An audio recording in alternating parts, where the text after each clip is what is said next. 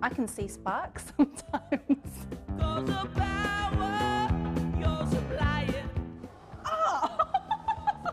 Now it hurts. It's electrifying.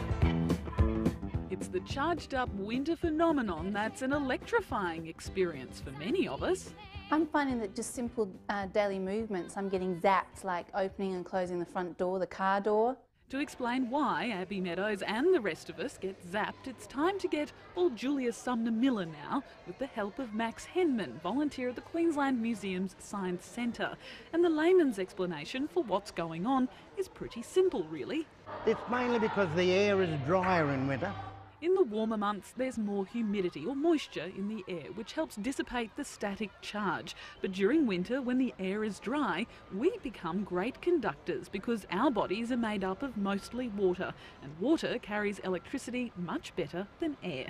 It's also got to do with friction and our bodies rubbing against certain materials, just like this balloon against the wall.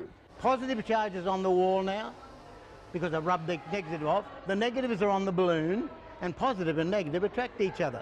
When it comes to clothes, there are things you can do, and the woman who's going to teach Zappy Abby all the tricks is Toni-Maree Bishop from elaundry.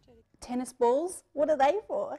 Okay, well, people throw everything in the dryer and static electricity is created in there, isn't it? Of course, so what we need to do is stop the circuit, really. Rubber in the inside of your metal dryer, perfect.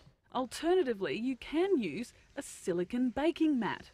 You can throw that in the dryer and that will do the same magic that your rubber balls do, which is prevent static electricity.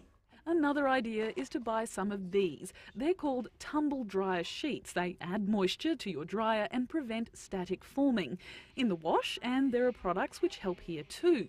So you can add fabric softener and or fabulous vinegar, half a cup of vinegar to the rinse load to prevent static. The big area where going wrong is in drying. People are drying everything to a crisp, and that is where static electricity is coming from. A big problem for people is getting in and out of the car. No, it isn't the car, it's you. You're the person carrying the charge.